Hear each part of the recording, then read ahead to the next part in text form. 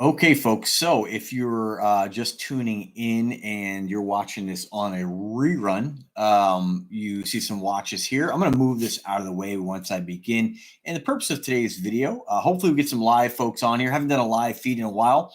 I'm doing this to kind of also test out the new streaming feature of my new 4K camera, something that folks have been complaining a long time about the quality of videos, the close-ups, the lighting on Fat Cat Collections, and I finally broke down and got a better camera. So it's going to take some time to kind of re-record everything, years actually, but you're going to see more and more of those Invictas, Aragons, a lot of stuff I'm going to come back to. But today, I just want to give you guys kind of an update as far as some of the new watches you're going to see reviewed on Fat Cat Collections. And again, you can see the watch box here. I'm just kind of learning how to kind of film this, so just kind of bear with me. But when you do log into the chat here, you will start watching. Go ahead and drop a comment. Just say hi. Let me know who's in here, because it doesn't show me who's in the actual chat room or who's in the actual video watching this live feed. So again, got some really great watches today. Most of these are going to be by Dartmouth. But I might jump up from my office chair here and grab a few others if I have any special requests. But for right now, we're just going to kind of, until we get more people in here, or people in here at all, we're just going to I'm going to kind of show and tell these as if nobody's watching, as if I don't have an audience. So I'm just going to move these out of the way here. And we're just going to start off with, since the box is actually labeled Hartley, we're going to start off with the Hartley watch. And so this is a brand new brand for Fat Cat Collections. They were nice to send me one of their new automatic legacy collection watches. Very cool, very nice. I like when brands kind of get away from that same old redundant Submariner style look. Also here, since I know some of you watchers are crybabies, not my subscribers, of course, but I'm going to throw on these gloves here so you can kind of focus on the watch. They're black gloves, so you get a nice contrast. And my hands are definitely working man's hands, so we'll just kind of do it like this, just kind of make it a little more, I think, professional. You can see how it really kind of pops with the black gloves. So anyway, so this is the Hartley watch, their legacy. This is powered by a Miyota automatic movement. And, I almost say, I wouldn't really call this, and I hate the word homage. I really do, because homage means to pay tribute to something, and copies are not really paying tribute to anything. Now, I'm not against any of that stuff. I would say buy what you like, buy what makes you happy.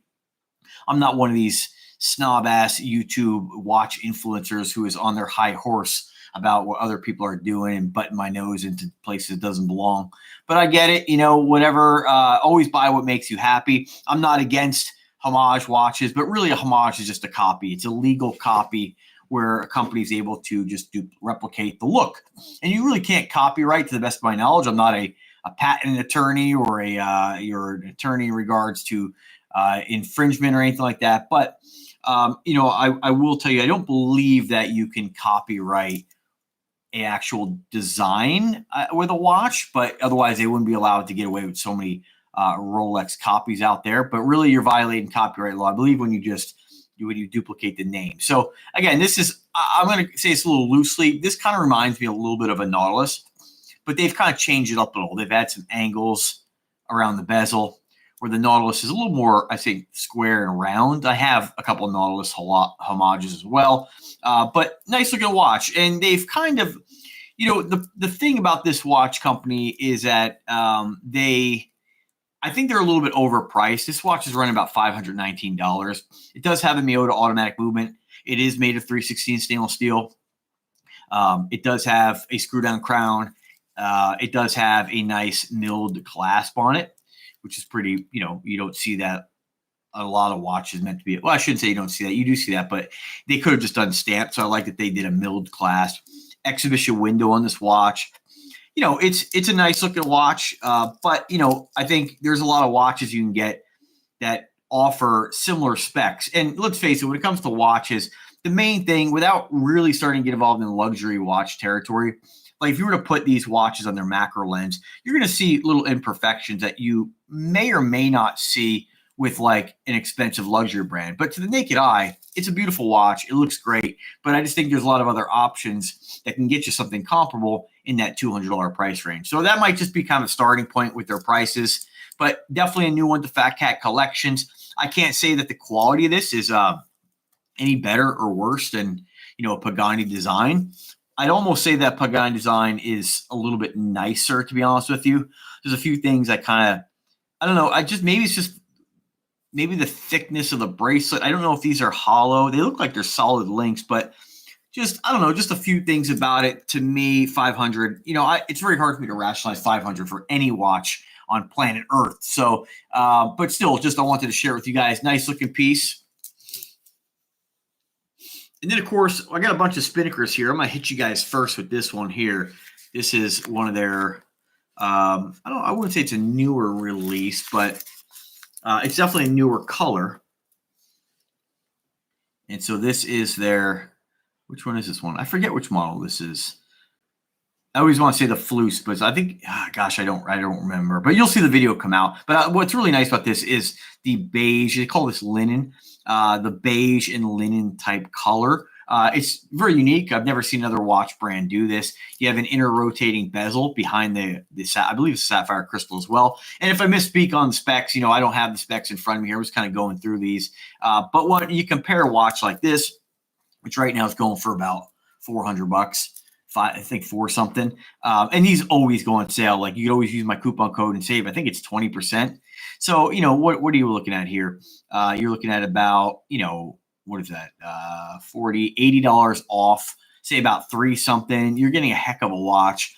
And when I compare this like to Hartley, I do feel like the build quality on the Spinnaker, it just feels more solid. I can't tell you why. Maybe just the fact it's a little bit bigger, but I don't know. It's a great looking piece. Spinnaker watches are amazing. You have this, beads of rice bracelet, very similar to the Duxot, nice milled clasp, exhibition window. I mean, it's a solid piece. Very nice watch. And then we got another one. A lot of these are Spinnakers, but I'm going to go with this one here. This is a brand that's also owned by Dartmouth called Schild. And this is a great looking piece. Now, the price on these is quite a bit. Like this is in the thousands here. So I don't know, what this is a relatively newer company to the best of my knowledge from Dartmouth. They're using a lot of times more, I guess, what you call like the higher end movements. It's a Swiss made movement. I think it's actually a Schild movement. And Schild is an old name in watchmaking, but remember the modern Schild is not what it's just like Invicta. There was an Invicta at years and years ago. It's not the same Invicta it is today. Whether you prefer the latter version, that's totally subjective. But I like this watch. I like how I got like a wood grain kind of finish on the inner face there, black bezel, very clean. I kind of lean toward this being more of a dress watch, but you can definitely, it's got water resistance. You can definitely dive with it. But very nice, pretty cool company to bring to Fat Cat Collections. And they're not, to the best of my knowledge, I haven't seen them do anything that's kind of like copying anybody or I mean, this is probably not a word, but homaging anybody, right? They're not paying tribute to anybody. It's just a basic watch, but it's great looking piece as well. Let me give you guys a Kadola. I don't know if I've reviewed this one yet, but this is pretty cool too. Pretty sweet, right? Had that kind of Doxa style case, like I think it's called like a Tanu style case. I love the yellow and blue, very unique. This kind of line in between, it almost kind of reminds me of something you might see on like a tribute, like a police or fire support kind of. A lot of times they'll wear like I think it's like a mourning band across their badge.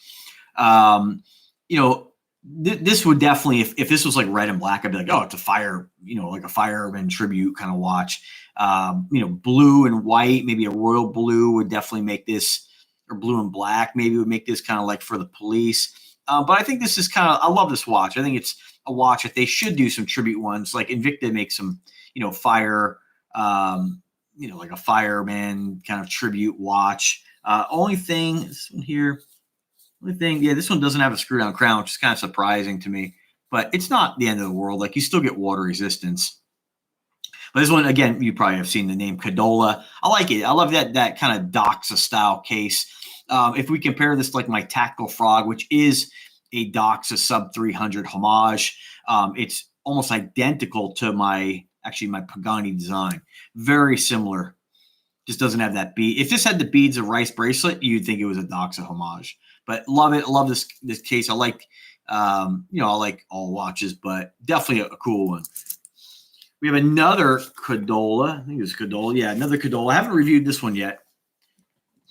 I believe this one is a Mecha Quartz, but similar kind of shape there. She's on camera.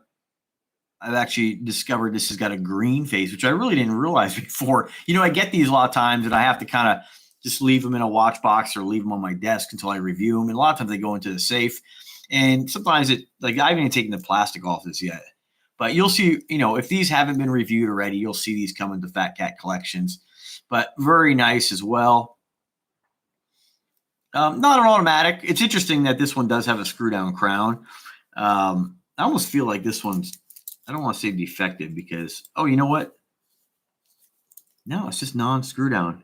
Yeah, it's not screw down. So interesting they didn't put it on this one, but they put it, because it appears to almost be like the same case, but they have it on the Mecha Quartz. This one I just want something a little different. I'm not really a green fan, but this with the green and rose, kind of unique. And I forget which movement, but I believe this one is a Mecha Quartz of some sort. Yeah, Mecha Quartz. You can see it on the face there. That's a pretty cool piece as well. If you haven't checked out any of these brands, I encourage you to give them a go. I mean, you get a lot of bang for your buck. Let me go back to another Schild. This one I'm looking forward to wearing. Totally dig this one. I love the silver face, very industrial looking. Again, I think this one is a Swiss automatic. I don't know which movement this has. And again, any of these watches, just drop a comment. I can get you the information. You can just go to their website. But very cool looking watch. I love this sort of angular case here. I don't know if we'd consider this like not really an octagon because it's not flat on top, but if we consider that, it'd be like an octagon kind of case, I guess. But I like and I love the bezel on this. It's a fixed bezel. It's got that nice 45. Looks like a 45. Don't quote me exactly on the angle there, but really interesting watch. I've said it many times. I do like unique watches, and when you have as many as I do, you start to get a little bit. I don't know. It's you start to kind of see the same thing over and over again. That's why I'm not like a huge fan. Don't get me wrong. I still wear the Rolex homage style watches, your Submariner type watches, but I feel like anybody nowadays with our watch world, like anytime you have a round case, a 3-link bracelet, it's like people are calling it a homage watch to a Submariner. It's not really the case, I mean. I believe a homage or a copy, it's 1-to-1 with the exception of the name. And then you have replicas, which actually have the name. I don't consider a round watch with the 3-link bracelet a homage to a Rolex. But this does its own thing, very unique. Now, these watches, again, the Schild watches are going to be in that, I don't know, 600. I don't know what they go on sale for, but most of them are on their website for like over $2,000. So just kind of keep that in mind when you start. I love the side angle on this. Very cool, very innovative design. Let's get this to focus here. There we go. I think this is my favorite one by Schild. Really dig it. And I have this, I think, in a black as well.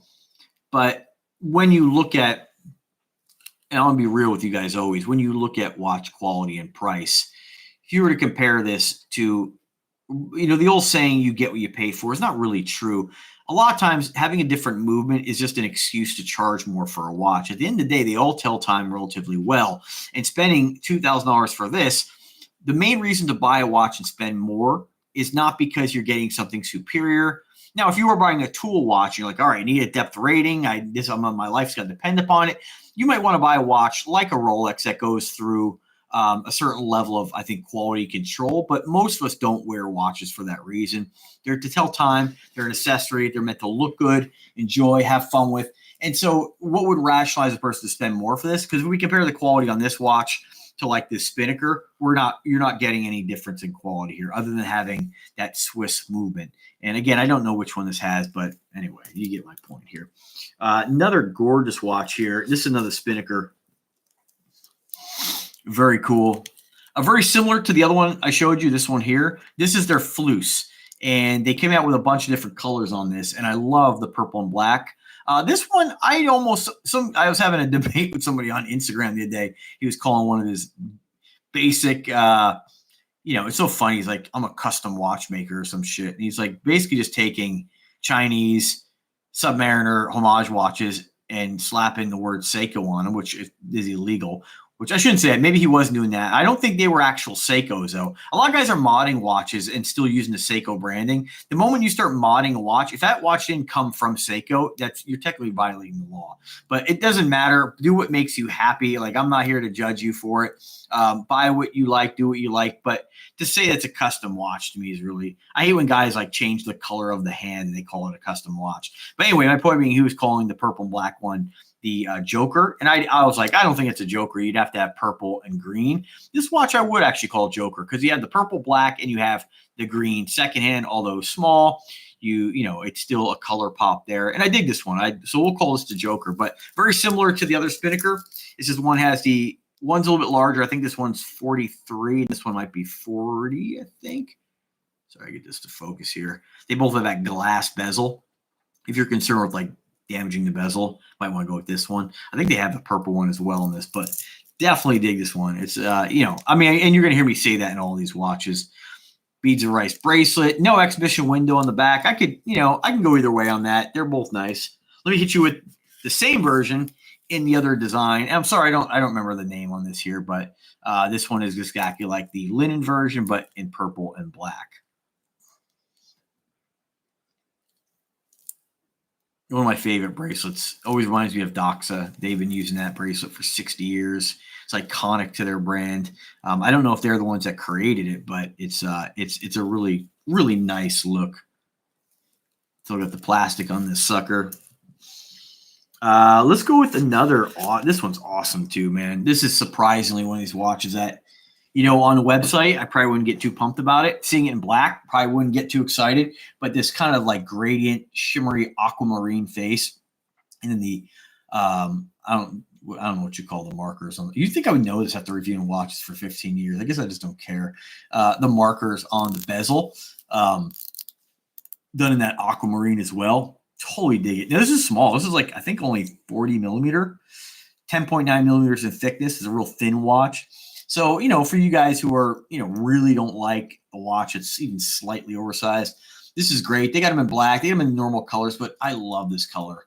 And this is kind of those watches, even looking at it, I'm like, yeah, you know, pretty basic. But when you slap it on the wrist, that color pop really, I don't know, it makes me want to wear it. So pretty damn cool. Then, of course, we got another Schild. This one's still got the plastic on it, too. I think these two, if I'm right, let me see here. These are the same watches, actually, now I think about it. Just different color variations. One, obviously, has got that kind of wood grain silver on the face. One's black bezel. I'm not sure which one I like more. I kind of lean towards the black. I really like kind of the continuity with the color into the bezel. Very cool. Yeah, but remember, these ones are going to run you over $1,000. Now, I don't know if they're going to go on sale. I've been kind of harping on Dartmouth for a while now. And when I say Dartmouth, I mean they're kind of the parent company with brands like Spinnaker, Nubeo, who else? You know, Kadola, RGMT. All right, another Spinnaker. Now, this is what I would consider. I wouldn't really consider this this is similar to like a Submariner, but I wouldn't consider this a Submariner homage. Damn, man, look at that rip in the glove. Damn, times are tough. Look, I sell a watch with new gloves. Anyway, you know, basic watch, simple, kind of thinner. I think this is like 11 millimeter. But, you know, when I reach out to, you know, the brands I work with, like I just request whatever. And because, you know, they're going to get worn. And, you know, what's cool about being able to do this is that just because this may not be a watch that I'm like, oh, man, I'm super excited to wear it. It'll still get worn, but you know, somebody might just absolutely be loving this kind of maroonish red face and just really fall in love with it. Maybe somebody's going to buy a couple watches. You know, it is a little bit different when you spend your own money on the watches. Don't get me wrong. I wouldn't buy this personally because I have so many that look like this, even with a red face. But, you know, but somebody may watch this and say, gosh, you know, man, that's exactly what I was looking for. And, you know, you're getting a Spinnaker. It's fantastic. Most of the Spinnakers use like Miyotas. They'll use NH series movements. They're just great watches. And in all these watches, I want, again, to make a really solid point here. all these watches, I'm going to grab a few more too. All these watches, no matter what brand, another Schild, no matter what brand you go with, like you could take a Rolex Submariner, a Panerai, an Oceaniva, put it next to these watches, and on this camera, the way we're filming this, none of those watches is going to look like those luxury watches for $10,000, $20,000. It's not going to make this, for lack of using a better term, a shitter. None of these watches are going to look shitty. Not at all. Like these are beautiful watches. And even with these price points, 1,000 plus price points, 400 plus price points, and Spinnakers are kind of, you'll see them go on sale often. You're not getting anything different in quality, okay? I just want to make that very clear. They all tell time. They all tell time relatively well. It's not like if you buy the Spinnaker, you're showing up late to work, but if you spend $1,000 on this, that you're going to be on time every time, right? This is just a nonsense watch snob mentality, and a lot of these guys do that because it's like a cult. It's the problem we have in society where people they don't really use any critical thinking. They've already committed to being in part of this cult. And a lot of times at YouTube too, you have to be careful with YouTube because people do have their own interest. You guys know I'm an affiliate with all these brands, but I'm not going to tell somebody not to buy a watch. If they come to me and say, oh man, like I'm not like Schild, I don't have any commission agreement with them, right? So, but I'm not gonna, if you see the Schild and you're like, oh man, I love that watch. I fell in love with it. It's $1,000, but it speaks to me. I'm going to tell you to buy it. I'm not going to steer you over to the Spinnaker because I get commission on it, right? I want you guys to buy watches that really speak to you. But what I want you to understand is don't think because you spend $1,000, you're getting some superior quality over the Spinnaker. Now, again, you can feel quality. And when I compare the Hartley, I think you can get this quality for a lot less. I just feel like the bracelet is it feels lighter to me. Doesn't mean that's correct, but just doesn't feel as solid. And I don't know if maybe this bracelet is 316 stainless steel, to be honest with you. But I could be totally wrong. I'm not trying to downplay it. Still a great looking watch, but I'm just not really sure on that. It might just be that they use hollow links. That could be the difference. But there is a difference you can sometimes feel, but it doesn't mean it's a shitter by any means. Let me get you some more here. I see we got 6 people in here. Let me just give a couple shout outs. Dino said hello. Which one is cheaper? I'm thinking to buy a Timex. Usually wear G-Shock. I'll address that. Let me get some more watches, okay? Give me 2 seconds.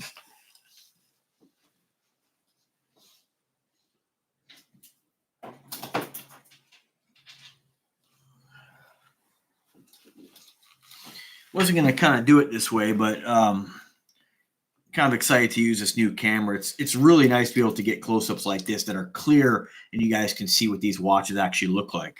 And I'm going to do this too. If you guys want me to, I'm not going to go for 2 hours on this. Hey, Daniel just said, sorry, there's I can't really see what he said. I think is that the best one you have? I'm not, which one, man? Which one do you mean? I have 400 watches in my collection. So best is going to be saying something is best is very subjective, but clarify a little bit. See if I can get you a better answer. This next one is a Fat Cat Collections new collaboration. This is by, who's this by? Wally Merck. And so this is what I consider almost like, I don't know, what do you consider? It's like a Richard Mille style watch. But again, that's like anytime you see something that's kind of loud and obnoxious. And this, I say that loosely because it's not really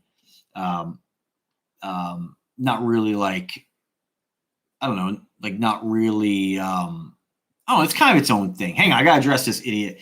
Daniel said, where's your daily ones, not the knockoff ones? I'm not sure what you mean, dumbass. None of these watches are knockoff watches. I mean, obviously, you're either stupid or you're just trying to be a moron. If you're trying to be a moron, I'll just ban you from the chat.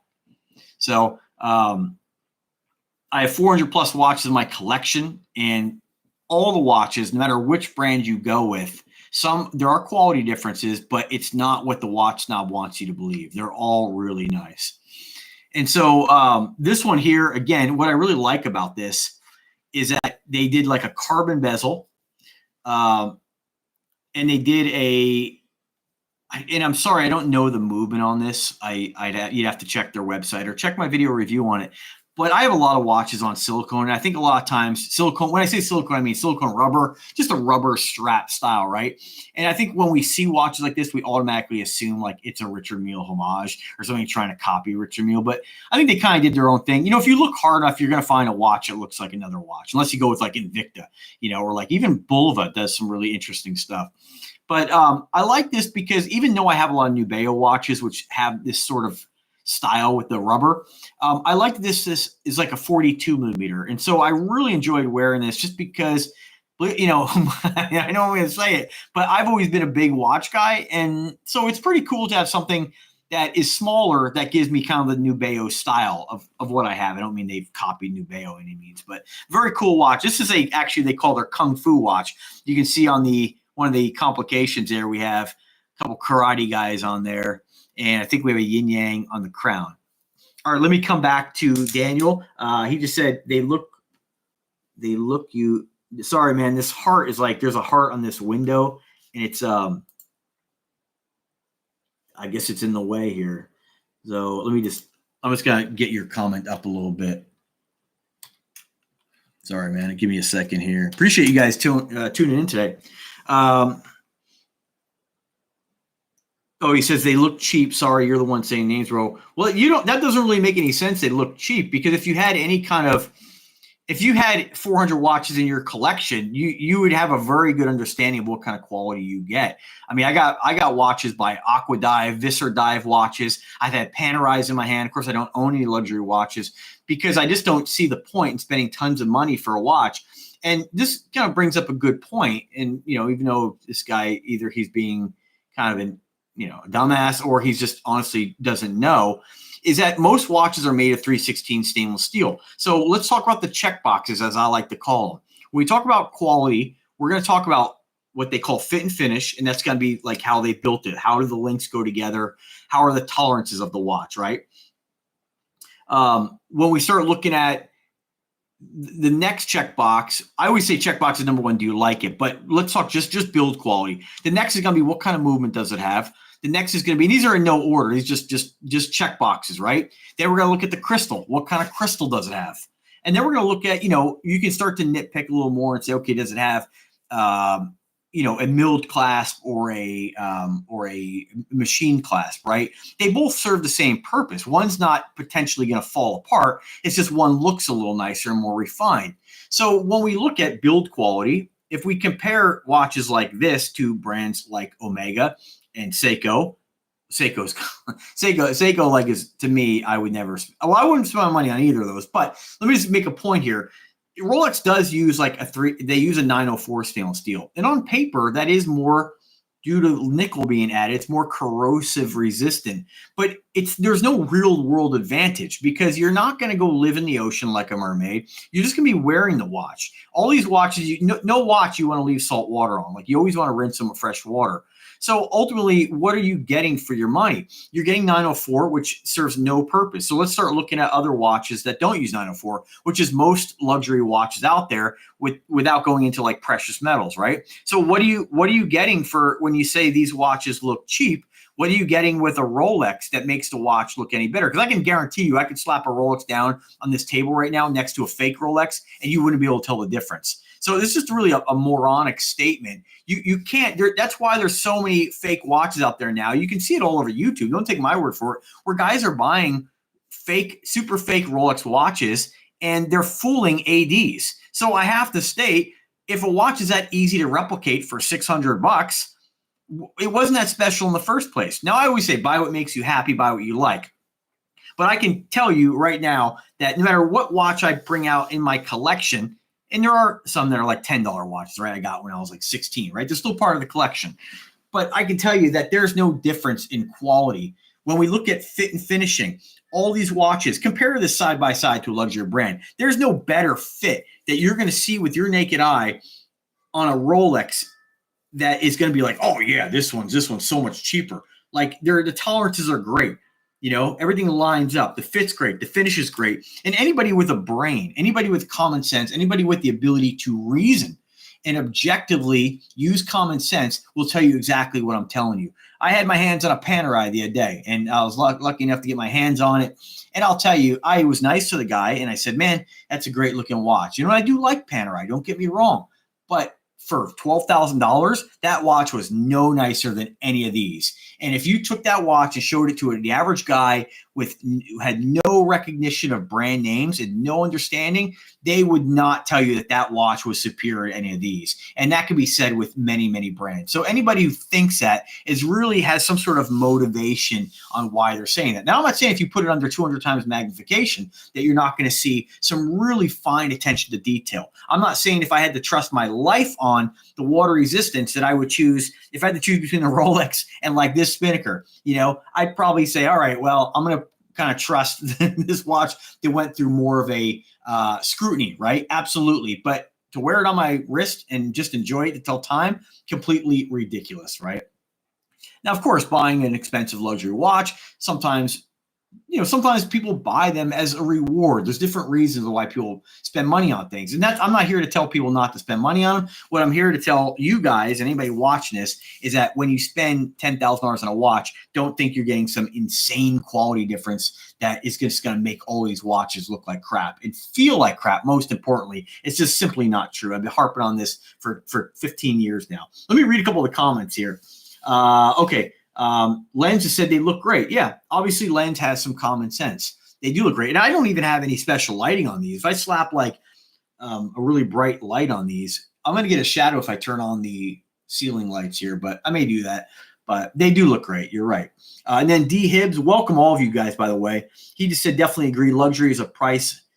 I think he means ladder. And for most part, does not mean you can find affordable watches with similar quality. Absolutely, man. Absolutely, absolutely. There was a time which it was true that if you bought luxury, you were truly getting something that was special, right?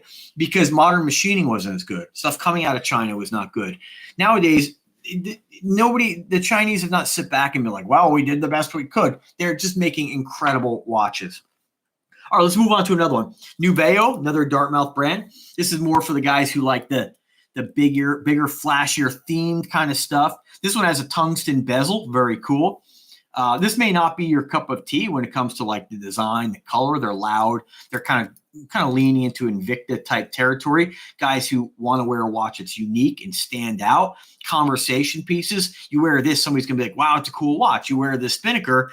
You know, maybe a watch nerd or somebody like myself might be like, "Oh man, cool. What do you got on the wrist?" I'm like, "Oh yeah, Spinnaker's great." But I'm not like drawn to this. You know what I mean? This one kind of draws you in. The red, super unique.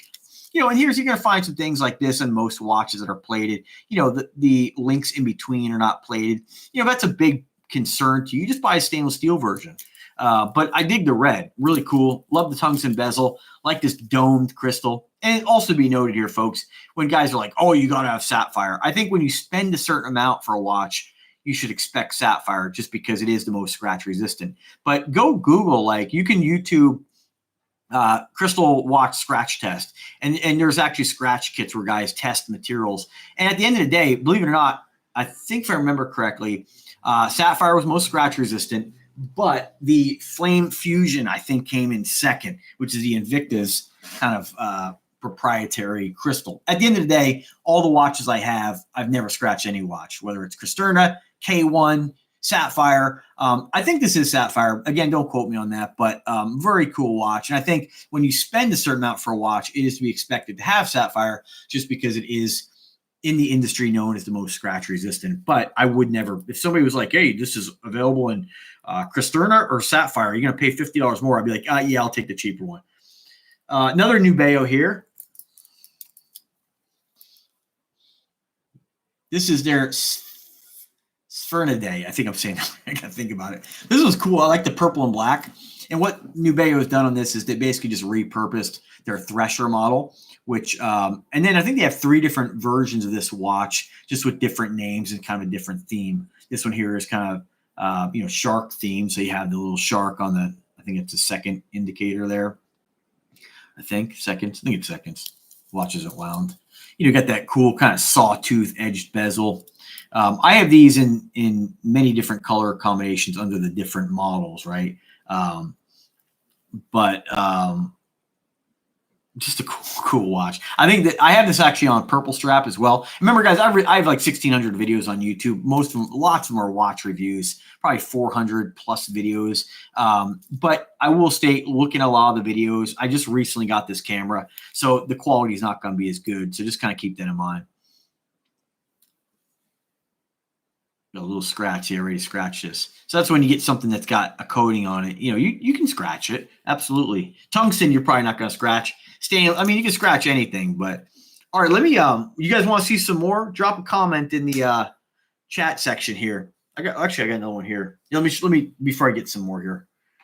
This one here, another Nubeo. Pretty cool. Got this carbon. They call this a carbon case. Yeah, I believe it is, right? But I will state, though, on this, get this to focus here. Having a hard time. Doesn't like the kind of pattern here. It looks like a laminated carbon, but I don't think it is. I think this is actually, which is disappointing. I think this is kind of a printed type of carbon, because I took the blue version as I have, and I did put a scratch in underneath purposely, and it looks like a scratch right through one of the white lines in that case. So that's a little disappointing. So just kind of keep that in mind. You know, always going to be real with you. You're getting a carbon watch, but you're not getting this. You know, if you're hard on your watches, you may wear that at some point. But I don't know. You have to be pretty hard on the watch, right? Automatic as well. Forged carbon. Pretty cool. I can't say it's a lot lighter weight. It's lighter, but not like what you would expect. Another one by Nubeo. I think this is the AOA or something like that.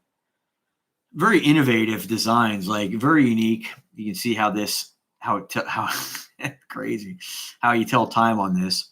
You have your minutes on that inner dial. Just strange how it spins. Cool, huh? Now, my only concern with like anything silicone or rubber is longevity, you know. And when you get a watch like this, that this is all proprietary, right? So if anything happens to this strap, like you're gonna have to go through Nubeo. There's no way around it. I'm gonna give you guys a kind of an unfortunate watch here. This one here, I worked with them a while back, and this is a company I really love the uniqueness of this brand. This is what the hell is this brand? I gotta look it up here. WatchStar. And this is a killer looking watch, but I'm gonna show you a defect. Look at the top portion. So the other day, luckily, this piece, and this is where this is really should not happen. And so I don't want to call this watch a piece of shit, but this is not something. This is, you know, this watch is, I did buy this watch. I got a discount for it because I did a review on it, but this should not happen. And so what this is, and this company's out of business now, but they have, I don't know if there was set screws in this or what, but this is kind of like tapped. See it, but there's no, like when you look at the other side, there's no like screws holding this in. It just kind of sits there. And from what I can tell, it looks like it's glued on. There's like remnants of some kind of glue on that. Like there's no screws holding this. But the nice thing is I have it. And this is not the first time this has happened to this particular watch under a different color. I just didn't buy it. I ended up sending it back saying, hey, you guys got to look into your quality control. But this fell off the other day, and it does pop back on. But what I'm going to do is I might go talk to a jeweler and find out what would be the best course of action on getting this to stick. Really disappointing that this would happen. You know, this is not a cheap watch. You know, you're spending even $200 for a watch. So this is kind of one of those examples there. You know, you could kind of argue and say, well, that's kind of cheap construction to have that happen.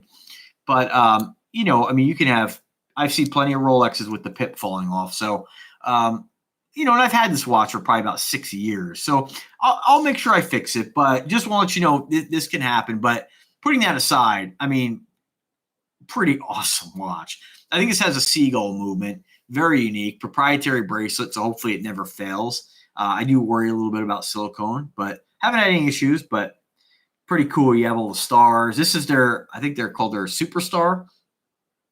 Love this piece. Every time I wear this, somebody's like, dude, that watch is crazy. Except for the piece falling off. You guys want to see some more? Let me get some more here. I'll get a few more for you here. I'll get you some Invictas.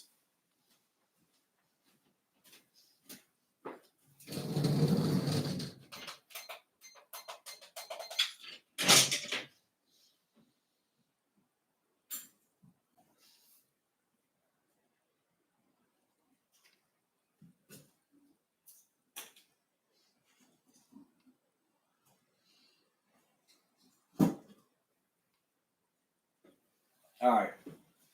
All right, so I got a bunch of other ones here you guys can take a look at here. All right, so and this is where I just gotta shake my head at people like the guy in this room commenting on this. When I let me hit you with a sub-aqua Noma 5. This is one of my favorite Invicta watches. This is COSC certified. Now it is a quartz movement, but it is certified. Now, whether or not you want to look into that, check with whoever you check with, by all means, go do that. But that's how Invicta sold it. And this watch is discontinued, but arguably this is what, I mean, Invicta makes so many amazing watches, like really unique. And when you look at the build quality of this, I mean, I think when you have the watch snobs in this world, look at this online, they just can't get past the fact that it's huge, that it's a different kind of watch, right? But Invicta won an award for this like system here for the function pushers, for the butterfly crown that screws down. The bracelet, yeah, man, the bracelet is just freaking crazy.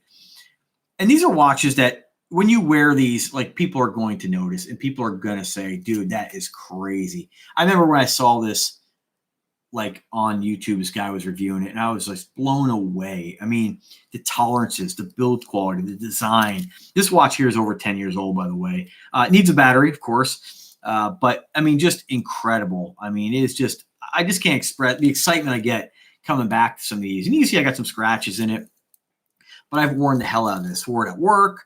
I mean, and I have this in gold as well because I like the watch so much. And it is, if you are kind of like discovering the Invicta brand and you are like, I remember when I first started getting into what, you know, like Invicta specifically, I was just blown away at what you get and the size and how big and bold they are.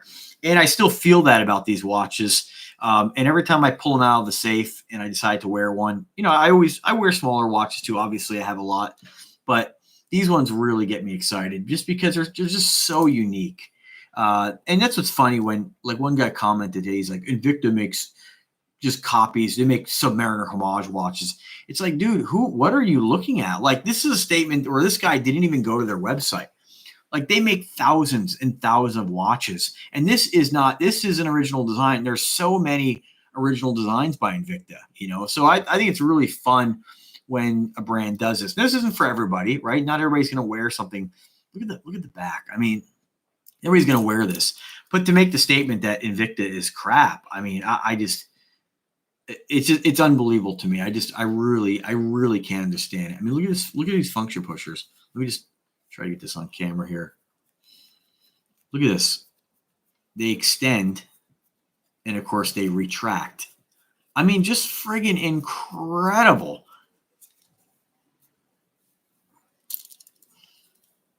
Sorry, it's hard to do with gloves on here, but these kind of pop out. I mean, amazing. Another badass watch here. Remember when this came out, the Venom Hybrid. I never knew why they called this the Venom Hybrid because most of this watch is a sub-aqua specialty, which is another one of my favorites. But what they did on this is that they used the function pushers from the sub-aqua Noma 5, the bezel from the Venom 2, one of the best bezels ever created, the case and bracelet from the sub-aqua specialty.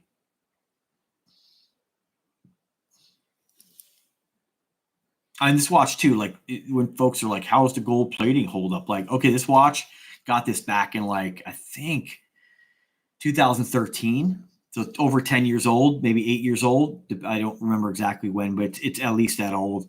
I mean, and I wore the hell out of this too. Like you can see you got some scratches on it, right? But nothing crazy. And I won't show you guys today, but I have this watch in rose and yellow gold and mirror polished. It's just an incredible watch. I mean, it doesn't get any cooler than that. I mean, all right, so let me hit you with another one here. I think it's the biggest watch Invicta makes. So just to kind of put in perspective here, 40 millimeter watch. This is the Sea Hunter. And it is a beast. So 58 millimeters at the bezel, 70 millimeters all the way out to the crown protector, 23 millimeters thick.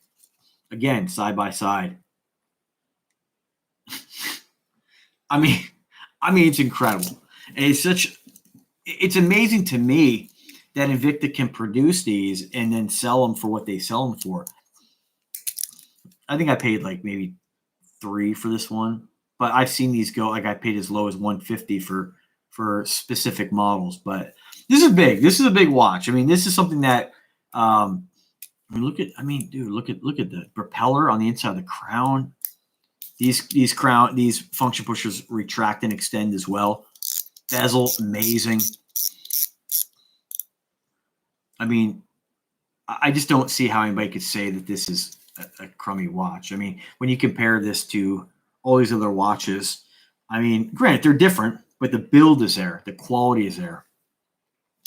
They're just big. I mean, it's just either you like that or you don't. And I wear all size watches. So I have days where I want to wear something like this, days where I wear something like this. So it just depends. It's nice to have, I'm fortunate I get to get free watches, but I never got free Invictas. Like Invicta never collaborated with me, and which is unfortunate. I am an affiliate, so if you do use my links, it does give me a commission if you make a purchase. If you find value in what I'm doing, then please do that. If you don't, you don't have to. But it's I'm surprised I think Invicta kind of lost the mark here. But I think what happened was I was one of the first guys reviewing Invictas on YouTube. There was other guys, don't get me wrong. Like I'm not trying to say I was the only one, but my channel really blew up at a time where I really focused on these because that's what I was getting. And then over the years, I started doing other stuff. And so that kind of changes the algorithm. But I'd rather work with different brands on different products than just kind of focus on one thing.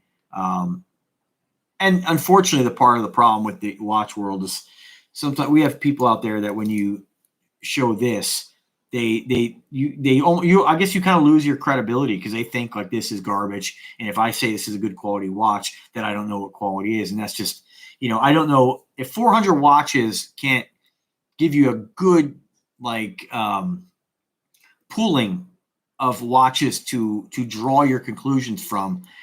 I just don't. If that's not enough, then it doesn't matter what I say. Because if I had a Rolex sitting right here and I side by side it, people would just say I'm lying. So you just can't win with people. Ultimately, buy what you like, buy what makes you happy. I do the same. These watches are a lot of fun. Let me hit you with some other ones here. So this one's kind of fun. This is a Panerai homage. We'll call it a copy by Pagani Design. Very cool watch. I mean, it's not 100% a copy of a Panerai, but it's inspired. So if you were to put like Panerai on this, anybody who knows a Panerai would be like, that's not a Panerai because it is different, but very cool watch.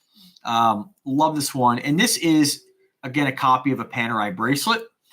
This did not come with the Pagani Design. This came on a rubber strap. I found this bracelet on AliExpress, and it is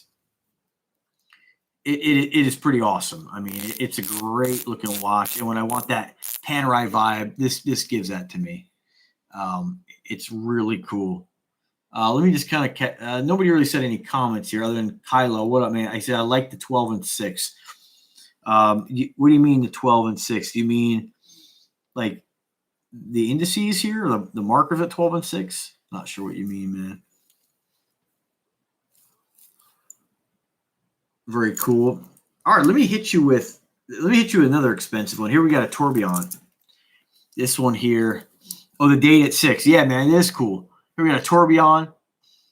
This is by Schild as well. This one, I mean, is going to run you probably like 3,000. I mean, it just depends. These watches always go on sale. I think for a tourbillon, 800. For a no-name tourbillon, I think really 800 to 1,200 is fair. It's cool, man. I got a few tourbillons in my lineup. And let me just give this a little wind here. What up, Mr. Pro? Yeah, man, I'm doing great. Doing a little show and tells here with my new 4K camera. I don't think I can screw his crown down, man. His gloves are. All right. There we go. So really, that's the only difference you get with a tourbillon. That outer cage rotating around the balance wheel. You have to be a watch nerd. Like, I wouldn't even say myself I'm a watch nerd. You have to be a watch enthusiast to really want a tourbillon. And, I probably would have bought one at some point, but I don't have to now. I think I got 3 or 4 of them, and it fills that desire to own one. And I love the face on this. It's really bright, very fun watch, and yeah, man, and it's a tourbillon. I mean, pretty bitchin'. What else we got here? I mean, I could do this for hours, guys, but I'm going to give you. Here we got Duxot, man. Somebody said to me the other day, it's Duxot. Like, I don't know, man. I guess if you want to say it, the X is silent, but there's just somebody speaking from their language. Like in America, I'm saying Duxot. Sorry, unless the company turns around and says to me, I've been saying it Duxot for like 5 years now. Maybe not that long, like 3 years, but they never corrected me on it. So this one here is a presidential homage, and I dig this. You know, it's a smaller watch. You're looking at, I think, 40 millimeter. They have the, Duxot on the inside of the, I think it's called a chapter ring. The pink is awesome in this. I love this rosy pink. It's hard to find men's watches with pink, and it's such a cool color. And I have this watch, I think, in almost every color they make. I do really like the bracelet on this, standard 3-link, but it's rounded, which you'd find like on a presidential. That's what it's meant to be. It's meant to be a copy of a Rolex presidential. Excellent, excellent quality on Duxot. I'd almost say, man, if I had to choose between the Duxot brand or Pagani design, I feel like the quality is a little bit nicer on the Duxot, but it's very, very slight. They're both excellent watches, but this definitely has a really good feel to it. I love this bezel on these. They're really cool. I mean, they just really catch the light. Pretty badass. You just kind of see the size difference, even in the Sublocca Noma. Crazy, huh? Then we got same watch. And this one's done with, you guys, if you've been watching me for a while, we don't have any of my usual suspects in here today. We normally get people who watch me consistently. Maybe you guys do. I just don't recognize the names. Another Duxot, another presidential, rose gold with this is like a faux meteorite dial, like almost like graphite. But we got this baby iced out with these baguette stones. I think they are. A little closer. I mean, I'm getting pretty close, folks. Depending on what resolution you're watching, I mean, that's friggin' nice. I mean, I don't know who would say that this is a shitter watch, but I just find it amazing that that affordable watches have this kind of quality. I mean, it's quite amazing. I have a lot of Duxot watches, so you guys should really, if these are kind of like your thing, definitely check out my playlist. Remember when you search, if you search for Duxot, you're not going to get, oh, no cigar. Kylo, what up, man? What do you, no cigar, what are you thinking? I mean, I like them all. Like, I'm so easygoing when it comes to watches. There's nothing I see that I'm like, oh, I don't like it, you know?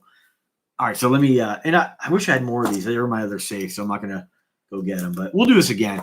Here we got another Duxot. And you'll see that the Duxot watches, a lot of them are homage watches, right? Here we have, what the urban gentry say, the jiggly jangly. Like, that's just the way they design it. Like, that's just, some guys say this is band stretch. I had an argument with, not really an argument, a comment. I said metal doesn't stretch, and I was a little bit incorrect in that. Metal can stretch, right? But I love the rotor on this too. Isn't that cool? That kind of maroon. Yeah. So when you wear a watch, and this is my opinion, but yeah, root beer, man. Metal stretches under extreme tension, right? And so I did a little AI search today, and generally, on average, this is really rough, but to stretch a link on a stainless steel, 316 stainless steel, it would require about 1,000 to 1,350 foot-pounds of pressure, or pull strength. Like, you hook it up to a car and pull it with 300 pounds of force, you can stretch metal. But generally, watches bend. And so when you see watches, this is done deliberately. Like, this hasn't been bent. This is the way it comes from the factory. But when you see watches that have gotten older, mainly like older Rolexes, that they have a lot of flex. One, that's just the design. It's just how they built the tolerances. But the pins can bend. So you can add to that. Like, if I were to take this and keep pushing it, right, I could probably bend those links, but they're not stretching, they're bending. And so it's not like, when we think of stretching, we think of things that have elasticity. Now, metal, because they say metal can stretch because technically you can stretch metal and then it can be brought back, right? With the proper pressure and maybe heat. That's not what's happening with bracelets, right? They're not. You're not going to generate 1,300 pounds of force wearing a bracelet by moving your wrist around, unless you're doing a knuckle shuffle at extreme speeds. But I don't know, man. It's impossible. So it just doesn't happen. But yeah, we got that root beer, and again, these are automatic sapphire. Duxot is an awesome brand. Definitely check them out. Put this one back here. We kind of clean up as I go. What we got here? Another Duxot. Oh, I'm sorry, Spinnaker. I misspoke. This is their Spence. See the quality's all great. I think, is this the same watch here? You got the same one? No, different watches. We see very similar, right? The two Spinnakers. This is the Spence, but not, is this the same one?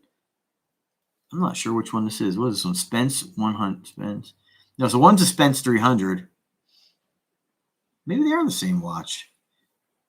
Yeah, they are. I don't even know what I have. So I didn't even know I had this. There's a perfect example. I was saying earlier, the blue is special. The aquamarine. You know, it's just, you look at the black and it's like, all right, cool. Looks like many other watches, but this really makes it pop. But it's nice to have this to compare it to. Yeah, it's pretty cool. I'm glad I have that. All right, so we're gonna hit you with a Bulova. Oh, you want to see it up close? Yeah, let me.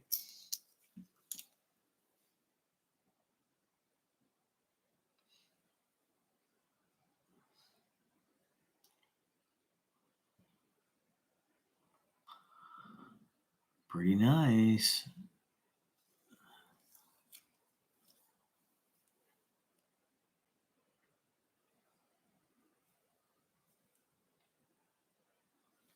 Like, if we were to, the blue, you want to see the blue, bro? Hang on. Like, if we were to put and there's videos on YouTube where guys put like Rolex under 200 times magnification, and they can see, like, I don't know. I'm actually pretty surprised at how good this camera is. But see how the hands on that?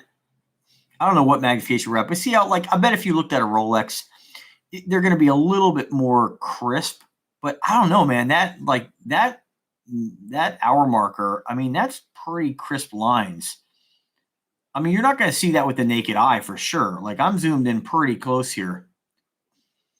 And I just find it just comical, guys, like, even worry about that. Like, this is how you're going to look at a watch for the most part, I might have to wear this one today. She is icy, man. She's so icy. What else we got? All right, let me hit you with a Bulova. Bulova Octava. Now, this is one of these watches that, for what you get, this is nice, right? But this is kind of an acquired taste, right? Bulova's never great about specs. We don't have any I don't believe this is sapphire. We have black Swarovski. Overrated. Exactly. Overrated is the perfect word for Bulova. But it doesn't mean it's not a nice watch. It doesn't mean I don't enjoy wearing this. And the only reason I bought this is I have a real fascination with black on black with the stones.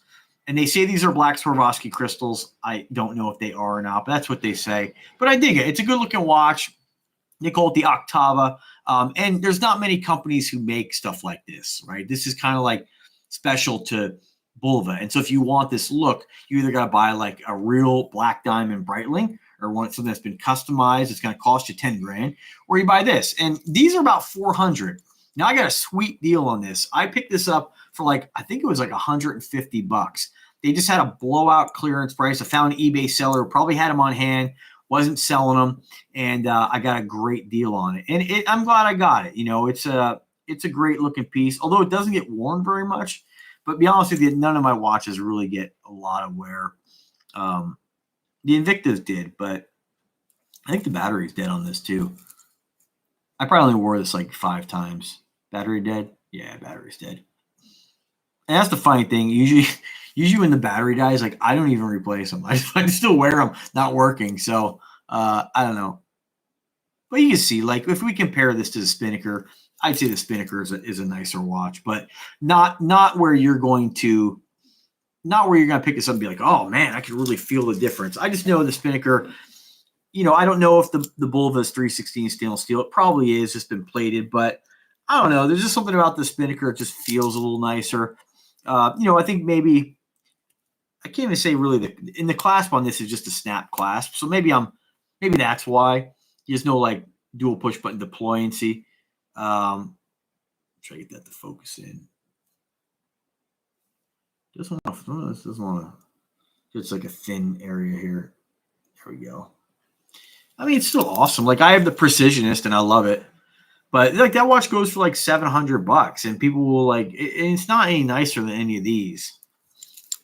It's pretty cool though.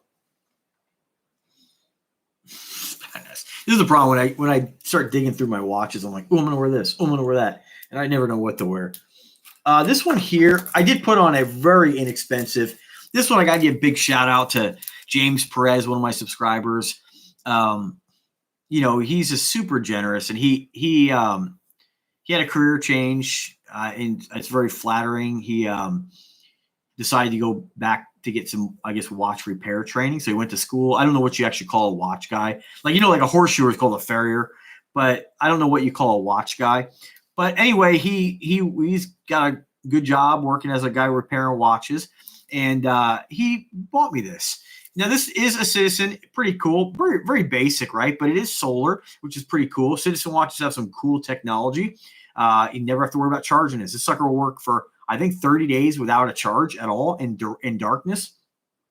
Mine's been in darkness for over 30 days, and yet she's still ticking away, right? So pretty cool. It did come on a camo strap, and I had this really inexpensive $10 Chinese AliExpress black bracelet, but it's not bad. I mean, for $10, it looks great. But this is definitely a watch that nobody's going to notice, right? So if you want to throw this on white, make it a little stormtrooper, that would definitely get you a little more, I guess, compliments. But it's meant to be just a good quality, technology rich. I love the solar on it. I mean, I think that's awesome. I would honestly, with any watch that I have that is quartz, and I have a lot of them. I wish they were all solar. I wish that Invicta would do more solar, but then you're kind of committing to having the black dials. Like you have to have that. So it is what it is, right? So that's about all I got in front of me here, folks. Gosh, you guys will make me want to go get more watches, but I don't know. You guys tell me. Like, I'll give it another half hour. If you guys are willing to give me a minute to go get some more watches, I'll do that for you folks. But it's up to you. How much? We get 9 people in here. Sometimes when I do these, I don't always like if there's only 4 people in the room. I don't want to go spend too much time. Some days we get a lot more people. Other days not so much. But today I feel like we got a pretty good show, and I feel like it's due to the quality of the camera. I feel like that's really the big change there. Normally I film myself and just kind of show you the watches up to the webcam, but I feel like this is really it is a real improvement. Yeah, I can put the Aqua in front. Yeah, man. You thinking about buying this, huh?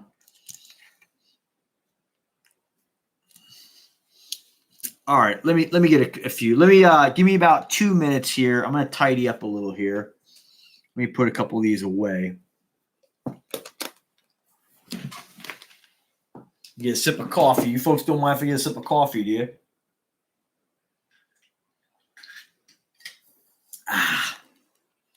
All right, give me a second, folks.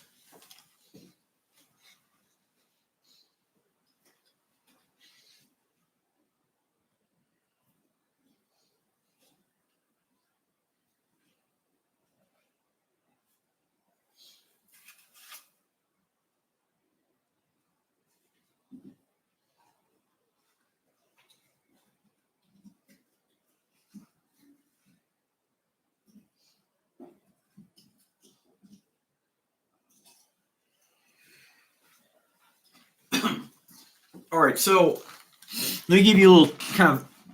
I didn't go in my other safe here, so I'm gonna give you guys a few more Invictas since I'm closer. I have a different safe, and so since you guys, I don't know, they're all pretty fun, but I feel like with all these watches, I like to come back to the Invictas during this because The Invicta is a lot of these watches I reviewed with really low video quality, right?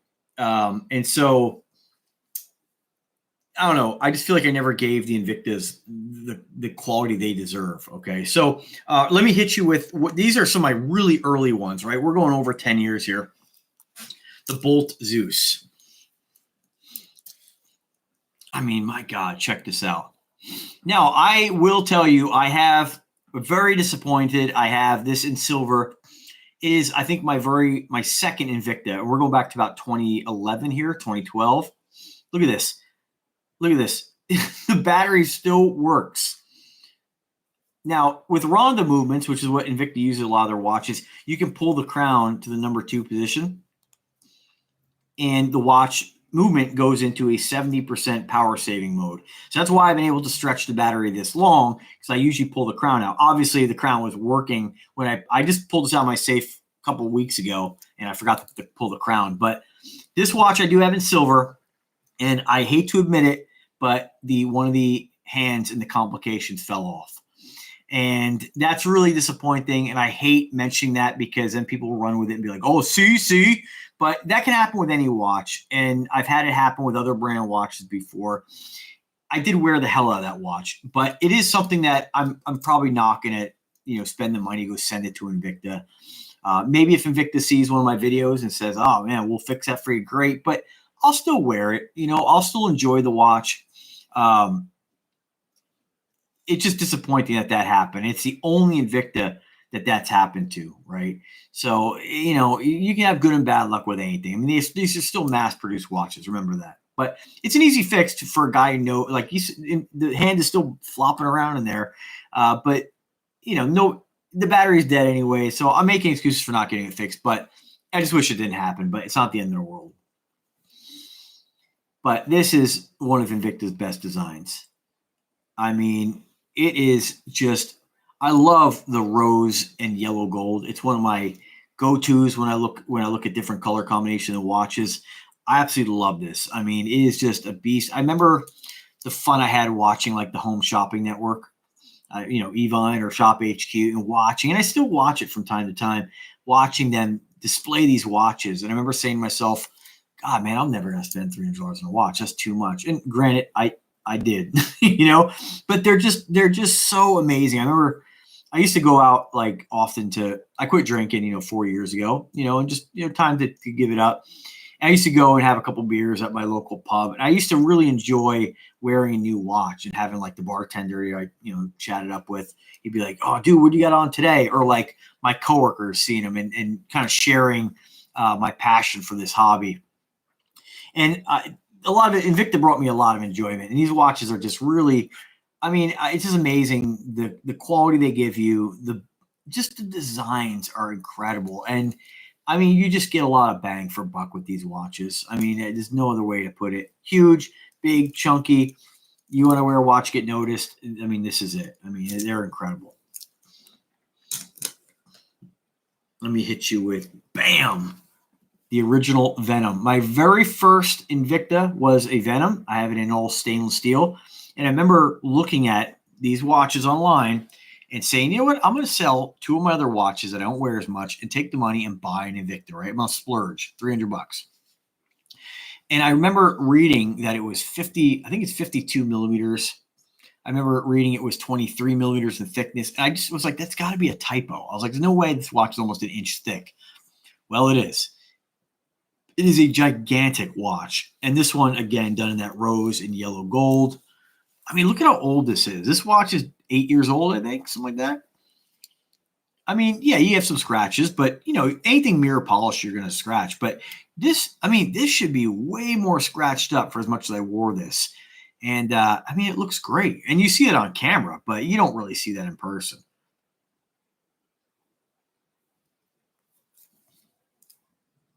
This watch I think I got for like $150. I mean, it's just pretty incredible. And when you pick up a watch like this and you feel the weight in the heft and just the build, I mean, it's you shake your head. How the hell could they make that? How could they do this for that price point? It is something, really, all right, what else we got? All right, so this is kind of a fun one. I have one of these in my shopping cart right now in all gold. And this is my only regret. I wish I didn't get the gold on this. I should have got the black on black, but this is the Hydromax, and this is the biggest, thickest watch Invicta makes. This is meant to be sort of a homage to a deep sea, but much larger. 29 millimeters to the top of the crystal. Deep dish, big, beefy. Now, it is to be noted too, and I got this for like $130, like screwed up crown, battery's dead, is a GMT. Awesome watch. They do have this right now on sale for $89 in gold with a turquoise face, and it's in my shopping cart. I'm reluctant to tell you folks. I don't want you to buy it, have it sell out, but I'm probably going to pick it up. But you have to watch too. With some of the Hydromaxes, some of them don't have the crystal, and the crystal is what makes the watch. If you have just a flat crystal, still big, still bulky, but this is what really sets it apart. Just crazy, huh? I remember I went through McDonald's drive-thru one day wearing this, and the girl was like, "Oh my God, that's a big watch." I was like, "I know, it's nuts." Pretty cool. All right, so this is for a long time. I have about 8 of these. This is probably one of my favorite Invictas as well, and you're going to hear that a lot. This is the Grand Octane. And I'm just showing you, I had this in yellow, gold, and rose. I had it in black and blue. I sold it. I just didn't wear it.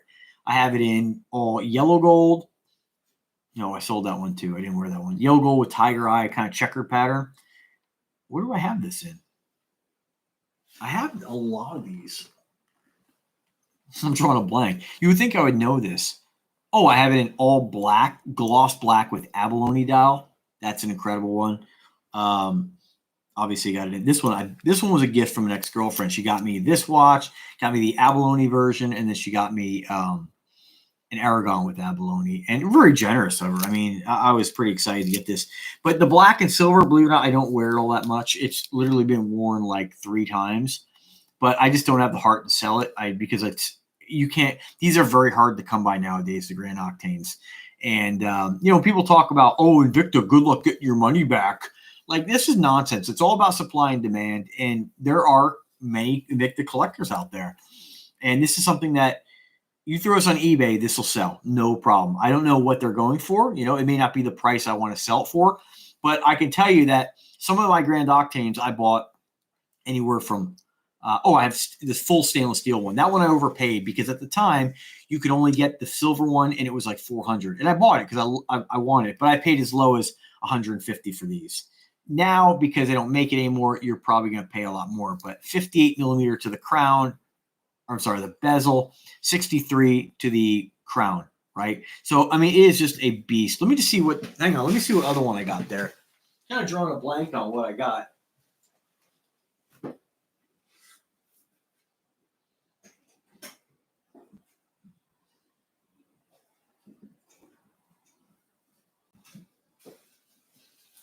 Oh, yeah. Okay. So I have it in the silver and yellow tone.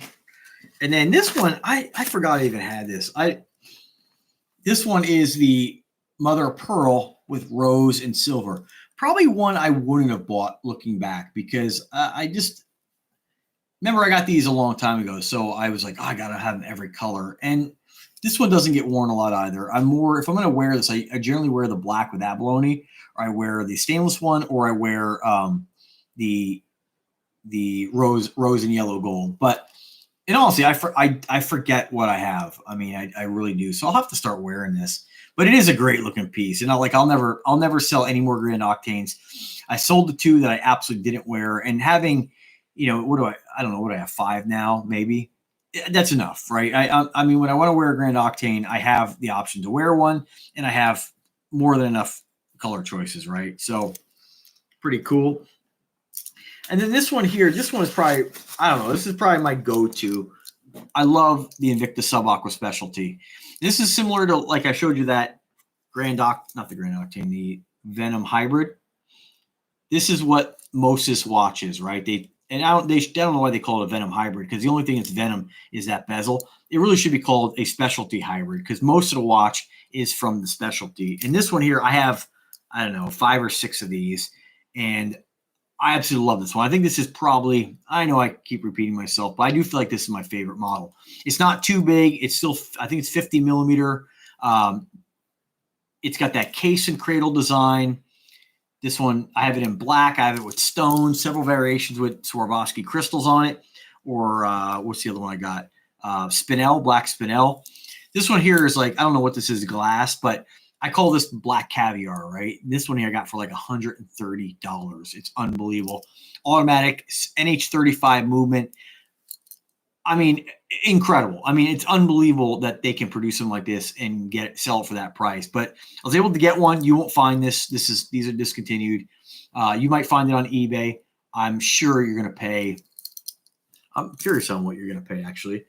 Let me take a look here and see what you're actually going to pay for this. Bear with me, folks. Man, not easy to type with these stupid gloves on. eBay. Let's see what the model number is here. Black Caviar. Yeah, there is a company who makes, I think Jacob & Company makes one they call the Black Caviar. And so I just feel like that's, I don't know, it's fitting for this watch. It's very, even though these aren't stones, this is one piece of bezel, but they have it like notched where it looks like stones. It is just awesome. And they made this in silver, mirror polished. This one is model 32266. Let's see what they got. Just to give you an example, 32266. Invicta. All right, so you got one on eBay. Yeah, one on eBay, which is, I mean, incredible. You're looking at $449 plus $15 shipping, right? So for folks who now again, remember, asking and getting are two different things. But for folks who just state, "Oh, good luck getting your money back," I could very easily supply and demand, even though that may not be something that you're going to have to find that special Invicta shopper to buy that, right? If I throw this on there for $300, I'm sure I'll sell it, right? $200 easy. And so there you go. You're making money. And, it doesn't have the markup. Remember, a lot of the Rolex bubble burst, they're kind of like, people are losing money on those things. And I find it comical because you have to kind of have your head examined to want to spend that much on a watch. But that's kind of what happens. People think they're like, all right, well, I'm going to buy this. I really can't afford it. And I feel like the Rolex is the poor man's luxury watch. It's a lot. And I'm not trying to knock anybody here. I really am not, because I say buy what makes you happy. But there are guys who buy the Rolex, and I respect them, who are like, "Yep, love it, wanted the brand name." You can't argue that it's an awesome brand in the watch community, right? You can't argue its horological significance, but I can definitely argue about the quality for what you're paying for, right? And so, but regardless, my biggest problem with Rolex owners is that they buy them, they think that everything else is dog shit. And really, a lot of people who buy Rolex ones, the ones that you see on YouTube, a lot of them are the guys who want to be part of the club.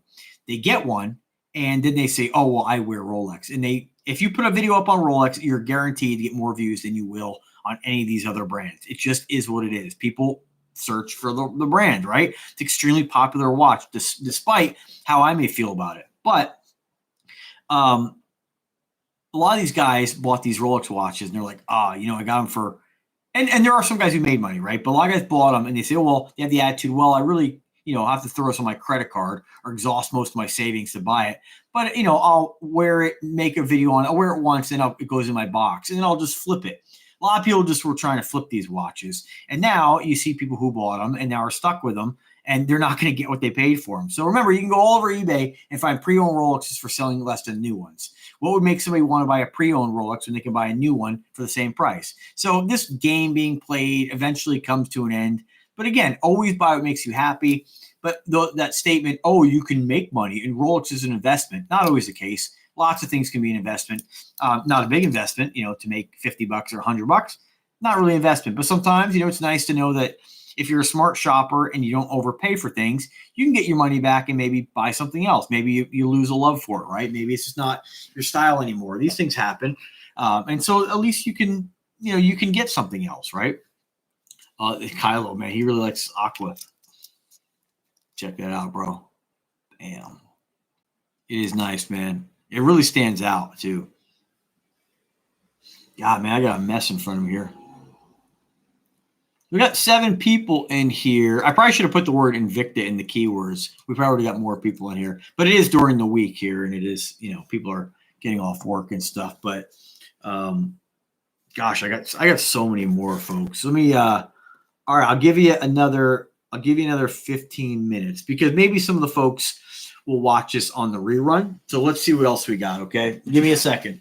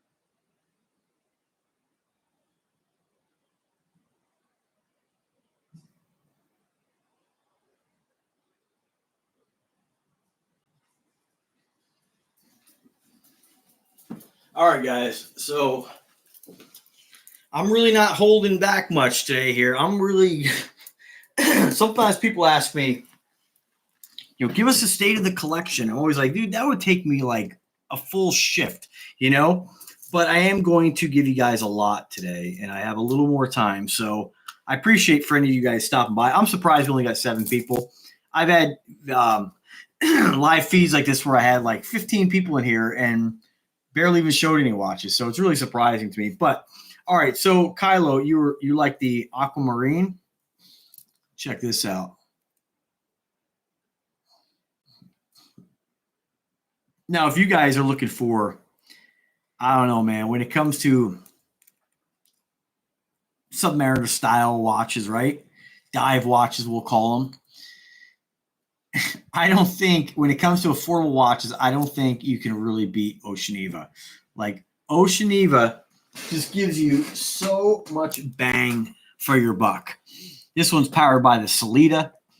This Oceaniva is sick. I mean, and they do call us Aquamarine. It is just unbelievable. These are tool watches. And so these watches are not like just, all show, no go. These things, they pressure test them. They are incredible. And I don't think there's a brand that gives you value in this kind of category like Oceaniva. I've worked with them for a while now. I love their products. I just did a review on one of these the other day. I mean, this one here I think is about $1,000.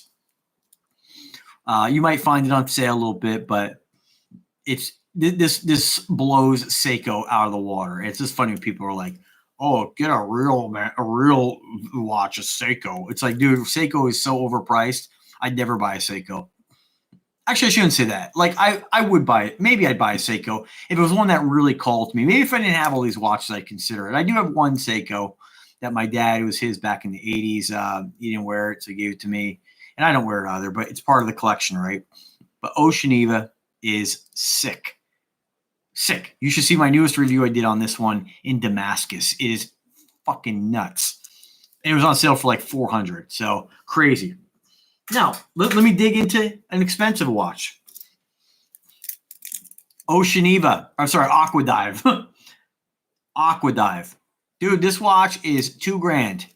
You might find it for $1,800 all day. Not on sale. Not like, oh, it's $2,000 and we sell it for $5,000. This watch is a tool watch. Aquadive was awesome. They sent this to me 10 years ago. Don't get me wrong. It's beautiful. But this watch, as beautiful as it is, it didn't come on this bracelet. This is an Aragon bracelet I put on it. Came on isoframe, like a rubber. I think, again, don't get me wrong. I'm not knocking this. But this watch has an ETA 2150. I'm drawing a blank. It's supposed to be a better movement, right? Same thing with the Salida. At the end of the day, all these watches tell time, and they all tell time relatively well. I just don't see why this watch costs $2,000, other than the fact it says German made in Germany, right? Labor rates maybe, but beautiful. I am fortunate to own it, but I'm sorry, I just don't see, there's not much of a difference between the quality on these, if any, to be honest with you. If I'm being 100% real, and I hate saying that, but it's the truth, It's the truth. But I'm glad I have it. Don't get me wrong. All right. One of my newer acquisitions. Dude, this thing is incredible. Like, incredible. This is a homage to a Kalmar, H2O Kalmar. It's big. It's bold. It made me want to get another Hydromax. Check this out. This is the Steel Dive. SD, I think 1980. Unbelievable chunk of a watch. And what's so cool about it, whereas the Invicta is it's big, it's like 51 millimeter, 50 millimeter. This one here is like your standard, like 40, I think this is 42 or 44, somewhere in there. But you get this huge, like 23 millimeter case thickness. It's big, it's bold, it's got a depth rating of, what is this thing, like 25,000 meters. Again, they don't know if they pressure tested to that, but I mean, pretty incredible. Beautiful, like angled saw edge or coin edge bezel. Dude, this watch is sick. I mean, unbelievable. I love the brace on it. This 5-link. This one I had to buy. It was like $280. And I don't buy a lot of watches much anymore just because I get a lot of them for free, but it is pretty awesome. I had to have it. And sometimes a watch comes out that really calls to me. This one definitely did. Very unique. Put in perspective here.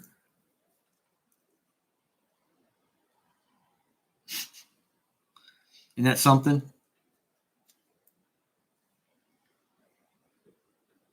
So beefy. All right, let me get to let me hit you with an Invicta. Another gift by oh no. Sorry, folks. Got some technical errors here. Got some filming issues going on here. Probably should. My tripod. That's what I need, a better tripod. This tripod is mediocre. All right. Well, let's see if I can brace this a little bit. This is terrible. This is unprofessional. That should help. It happens again. Fuck it. We just got to deal with it. All right. So this is an Invicta Pro Diver done in that blood red. I kind of, I don't know what it is about the red. I definitely dig it. And this was a gift from James Press. This is a Pro Diver quartz. This was like $50. And it's incredible you get something like this for $50. But I want to make a point here. Beautiful watch. But when you do compare it to the Oceaniva, there is a difference in quality here. The Oceaniva is a much better build. But it ought to be for for the price you pay for it, as great as it is, it just doesn't make the Invicta feel like a piece of shit. It's just not true. You have things on it like, this is a stamped clasp, and I'll show you here. It feels a little light in the bracelet. I don't think I can get this open, but oh, there we go. Light, a little bit tinny, but incredible value. And if you get I feel like if you get the standard Pro Diver with the black, like the red might kind of distract people. Like it may not be. Sometimes people will see this and be like, oh, the red, I hate it. So I don't now the watch is a piece of shit. That's not really true, but it is a really cool watch. All right, another Oceaniva, another awesome watch. Check this out. So I forget which one this one is. This might be their. Gosh, which one is this one? I'm sorry, you think I would know the names after a while here, but this one's got a 4,000 foot depth rating. This might be their. Trying to see if it has a Deep Marine Explorer, the GMT version. Blue and silver, excuse me. Very cool look.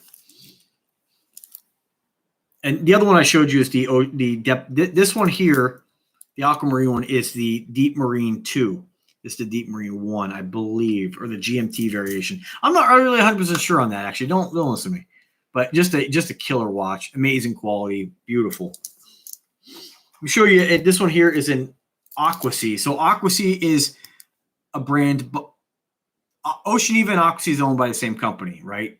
They're really Oceaniva watches. But Aquasea is kind of like more their entry-level watch. When you feel the quality on this, different style screw-on case back, not as solid, stamped clasp, a little bit cheaper, but still an incredible watch. Got that Pepsi bezel, skeletonized, automatic. I forget which one this is, but it is still a badass piece. And I think, I don't know. I feel like Oceaniva is kind of like their main company, right? But hey, it's still awesome. Another great watch. I'm so glad they finally came out with this. I've always liked Duxot watches, and I would never spend $2,000 for one. Tactical Frog. Now, there's several companies making homage watches to that company. Love it, love it, love it. Love the orange. It is such a great piece. I liked it so much, I wanted to give Pagani Design a try and get their version of this watch in the teal. 2 awesome, fun dive colors. Love the shape on this. You can see little variations in how they've designed the bezel. Bracelet's a little different. Both comparable quality watches. Great looking piece. This one gets worn a lot. I love the Duxot style watch. And now, I always said I would buy a Duxot maybe someday, but now that you got the homage, what's the point, right? What's the point?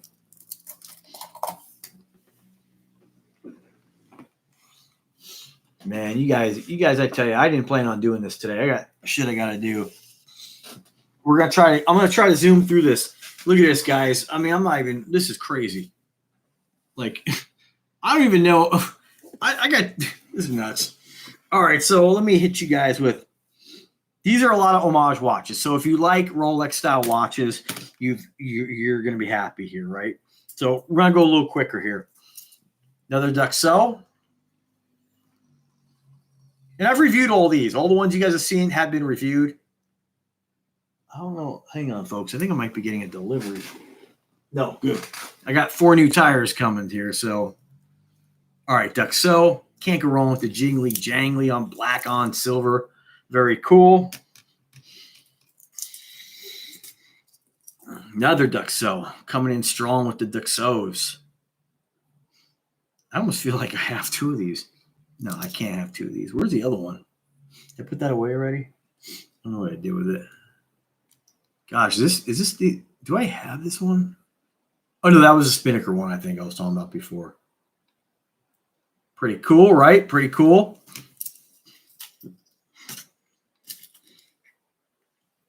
All right, now we get into some of my favorite Duxots. What really turned me on to this brand. The iced out, man. I'm all about the ice. You guys, I mean, shit. It's not for everybody, but I love the flash. Very cool. We have a faux meteorite dial. Got the clear stones. Of course, you can't go wrong with black mother of pearl with that rainbow. Yeah, probably glass. Probably not stones of any kind. Just glass, but still awesome. Not easy to find men's watches that are this kind of quality. Most of the time, if you want something with ice, you have to kind of resort to going with like, Hello Ice or brands like that. And there is a huge difference in quality when you go looking at like your hip hop specials on Amazon, DHgate, AliExpress. Just like Hello Ice, right? I have a Hello Ice watch somewhere around here. Big difference in quality. It's nice that Duxot makes something that gives you a good quality watch and gives you that look. Hit you with a little green and emerald. So badass.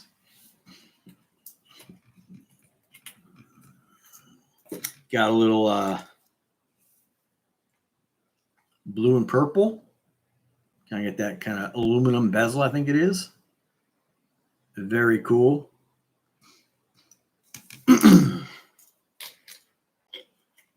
Coming over to a little silver on rainbow.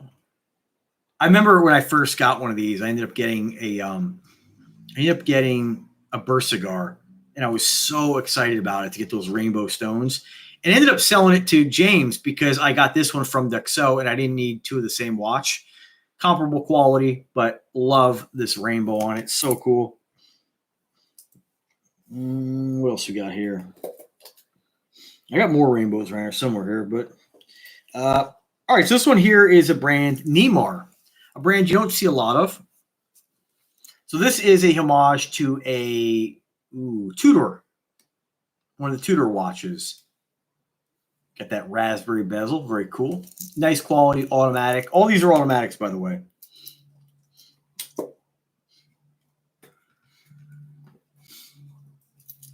Got another Neymar.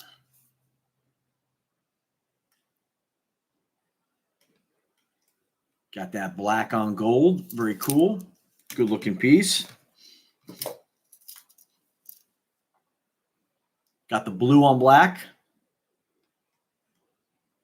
Again, all these watches are just fantastic quality. They all feel good. They all look good. You really can't go wrong with any of them. I mean, it's just incredible the value you get nowadays. And all the price points are different. And I always say it, you know, when you buy a watch, if you're really strictly looking for price and specs, like that's easy to find. Like you can do that. But sometimes you buy a watch for more reasons than just value, right? You buy it because you're like, hey, I really like that name. I like the specs. You know, if you have 5 watches that have the exact same specs, what's going to make you spend a little more? That's for you to decide. Brings me to a Valjoux. This watch here, automatic chronograph. This is by Kadola. This one's about $3,000. So I don't know what you can get it for on sale. You might see it in the $1,500 price range, but you're always going to pay a premium for those Valjoux movements. The movement alone on eBay is like $400. So very cool with that kind of gray and light gray. Love it. I have this watch in another color too, white on white. I don't know where it's at. It's somewhere around here. Got another one here. Here we have an Addie's Dive. Now this is a Submariner homage. Absolutely. Looks exactly like a sub. Just says Addie's Dive. Very nice. Can't leave behind a little Duxot with that blue. Interesting face.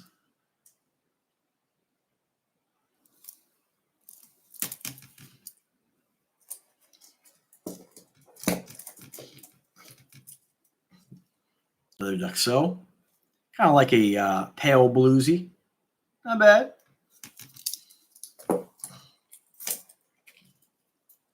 Another meteorite on Duxot.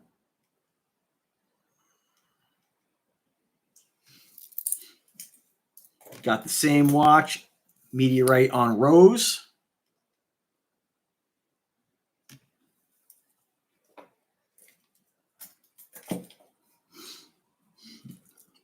Ooh, coming in strong with that what do you call it? Like caramel colored on white mother of pearl, Duxot on the yellow. Love this piece. It's so flashy. Here we got a Pagani design homage. Very nice piece. Little story on this one here. I wanted to get an all gold Submariner homage. Invicta had one for the right price point, so did Pagani. And I ended up going with Pagani over the Invicta because the bezel has recessed. They're like engraved numbers on them. Whereas like the Invicta was just kind of stamped on. There's just a richer look with this one here, a more realistic look.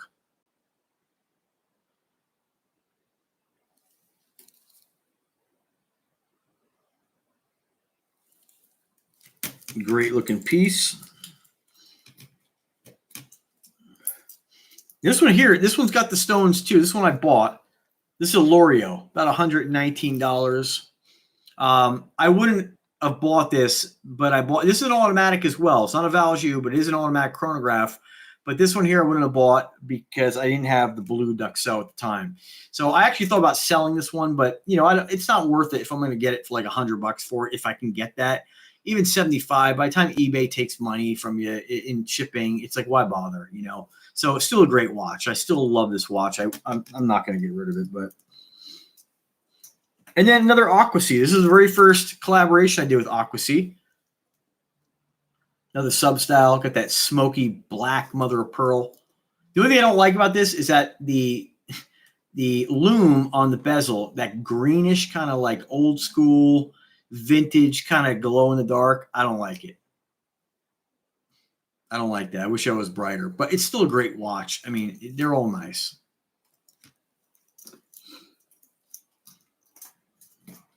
That's all I got, guys. That is all I got. I mean, that's not all I got, but that's all I'm sharing today.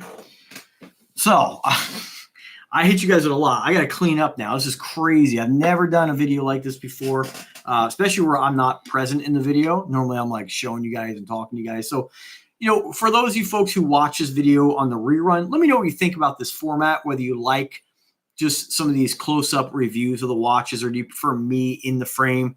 You have the best of both worlds. Like if you prefer me in it, all these watches have been reviewed. I'm going to come back and review these individually. It's going to take me forever. I have no set schedule as far as getting these done. But if there's anything here that you've seen that you really like and you want me to do the full in-depth review at sooner than later, you drop me a comment. I'm more than happy to do that. I don't have any real set order for getting this stuff done. But again, I do want to come back to the Invictas. I think they deserve it. They're great timepieces. But if you've learned anything by watching this video, and we only had 7 people in here, maybe we peaked at 9, which is really surprising. One thing I just want to mention, that if you do catch this on the rerun and you see all these amazing watches, this is like a very small portion of my collection, right? I got a lot more. And if there's one thing that you can kind of maybe get from this, is that across all different brands, there's subtle differences, but a lot of the differences are not what the watch snob is going to try to make you believe when you watch YouTube. They're going to lie to you. They're going to over embellish. They're going to make claims that just aren't true. No matter which brand you go with, most of the watches on the market nowadays are nice. And if you focus on those check boxes that I talked about, what number one, do you like it? Are you buying it for somebody else's approval, or are you buying it for your own approval? When you see a watch, just like Kylo, so see this aquamarine here, it's calling him. Of all the watches I reviewed, that I shared today, that's the one that got him the biggest reaction. So that's a watch that, of all these other ones, doesn't matter if I think this black caviar is super impressive looking at it, that I like it more, right? That doesn't matter. What matters is that he likes it. And when you buy a watch, that should be your first and foremost check boxes. Do you like it? Quality should always come second. Now, coming close second is quality. And if you look for those, the check boxes that I talk about, what is it made out of? Number one, what is the watch made out of? The bracelet and the case. When I say made out of, I mean the entire thing. What metal are they using? Is it just a standard cheapy alloy, that they're just throwing a plating on it? Probably not going to be the best quality, right? It's not going to be terrible, but it's probably not going to be the standard of something like this or like the Spinnaker, right? So you want that 316. Don't let other people tell you that you need 904, because there are watches out there that are 904 probably besides Rolex, but it's a waste of money. You don't need it. Now, if you think you do and you want it just to want it, that's enough reason for you to have it. Plain and simple. It's not up for me to tell you what to buy. But I really don't think it's not going to bring you any real world substantial difference that you're going to be like, wow, I feel it. You're going to hear guys talk about, oh, the polishing, the luster, it just has a different look. Nonsense. That's them trying to fabricate a reason for spending the money for it, or trying to fabricate that there's something other than just simple markup. It's called manufactured desire. It's when somebody makes something and tries to sell you something that gives you a benefit that really isn't there, right? The fact that it is more corrosive resistant, yeah, it is. But it's really meant to be used in like the chemical plant industry, where they need something more resistant to those conditions, maybe on a boat or something like that, where it's really subjected to a lot of abuse. Most people are not going to subject their watches to anything like that. So it's pointless. It's manufactured desire, right? The other thing is the crystal. For me, all these watches, different crystals, never scratched any of them. Flame Fusion, Cristerna, K1, Sapphire, acrylic, those are going to be the ones. And remember, anything that's softer is more prone to being scratch resistant. Anything that's harder is more prone to being shatter prone, right? So at the end of the day, though, I mean, these are a small portion of my collection. I wear the hell out of them. nothing has shattered, right? Nothing is just, I haven't bumped it. And I bump my watches all the time, right? So after that movement, and again, the movement may come, you have to kind of figure out your own check boxes, but as long as you include them in your purchase, movement. Do you prefer quartz or do you prefer automatic? I know a lot of people will say, oh, no, I want automatic. My dad prefers quartz because he doesn't want to have to set the watch. He wants to wear it and not have to worry about it for a couple of years. I ended up gifting him one of my Neimars that was a quartz. He loves it. He gets complimented on it. It's a Submariner Homage style watch, but that watch has got a 5-year battery, and he doesn't have to worry about it. It's always set, and it always tells perfect time. Quartz is always going to be better than an automatic. It's always going to be more accurate. So if accuracy is your main thing you're looking for, get a quartz, right? Now, I'm an automatic guy. I like not having to worry about the battery for reasons I mentioned earlier, because I'm probably not going to change the battery. So for me, I like the automatics. But for everybody else, maybe it's different for you. And then, of course, at the end of the day, size, cosmetics, right? And that's going to kind of tie into the first checkbox. Do you like it, right? There's always you can always kind of pick and choose your own. But if you focus on those, movement, crystal, material, if you kind of check those boxes, you're going to get a nice quality watch, because nobody's really making anything that I've seen in my collection that has terrible tolerances where you're like, oh my God, everything's crooked, right? You could always have the situation come up where you get something that fails. You could always have a bad factory version, right? It happens, right? But it's more unlikely. It's less likely to happen than a lot of the watch styles will try to lead you to believe. So take my advice. Let me know if you get a watch. If you do make a purchase for any of these, please use my links. They're in the description of all my videos. I'll put them in the description of this video. And if you guys have any questions whatsoever, never hesitate to ask. I respond to every comment. I respond to any email I get. And I'm always here to kind of guide you if you have any kind of issues or anything like that. But you're all big boys. This is not rocket science. Pretty easy to figure out what you like and look for these basic check boxes, and you'll be happy. You'll be good to go. So thanks for watching, folks. Have a fantastic day and take care.